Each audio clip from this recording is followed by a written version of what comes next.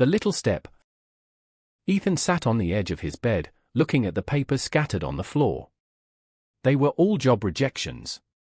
Each one made him feel worse about himself. He had finished college 2 years ago, full of hope and dreams. But every time he failed, he started to believe he was not good enough. For months, he stopped trying. He told himself he would apply for jobs later when he felt more ready. But deep inside, he was scared of failing again. His parents told him to keep trying. His friends sent him job links. Yet, he always found an excuse: "I'll do it tomorrow, they won't choose me anyway." He worked part-time in a small cafe, making just enough to pay rent. Every time he saw a customer in a suit, he felt jealous. They have their life together, he thought sadly. One night, after closing the cafe, his co-worker Mia noticed his mood. "You're really good with people," she said while cleaning a table.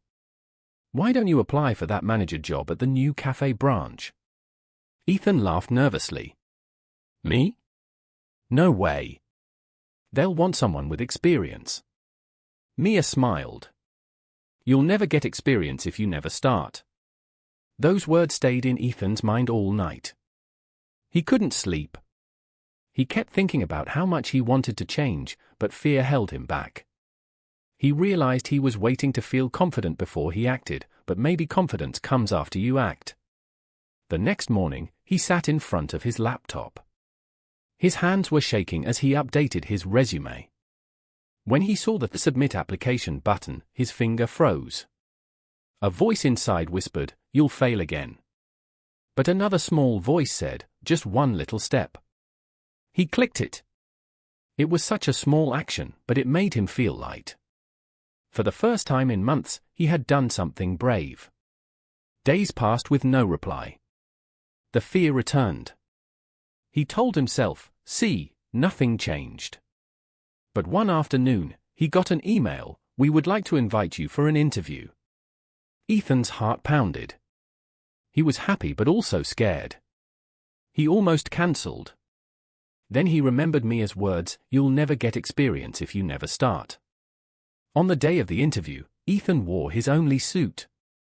It was a little old, but clean. His palms were sweaty as he sat in the office. He stumbled over his words at first, but the interview, Mr. Dawson, smiled kindly. As they talked, Ethan started to relax. He spoke honestly about his work in the cafe, how he liked helping customers, and how he solved small problems every day. When he left, he still wasn't sure how he did, but he felt proud for trying. A week later, Ethan got a call. He didn't get the job. His heart sank. But instead of giving up, he asked, "Can you tell me how I can do better next time?" Mr. Dawson sounded impressed. "That's a great attitude," he said. "Actually, we'll have an assistant position next month. You should apply." Ethan applied, and this time, he was hired. The new job wasn't big, but it was a start. Every day, he learned something new: how to manage supplies, how to lead small tasks, and how to handle customers calmly. Bit by bit, his fear faded. After several months, Ethan became one of the most dependable workers. His manager noticed his effort and started to mentor him. A year later, when a manager position opened again, Mr. Dawson recommended him. When Ethan signed his promotion letter, he remembered that one small moment, the day he clicked submit. That tiny step had changed his whole life. Later, he met Mia for coffee. When he told her about the promotion, she smiled.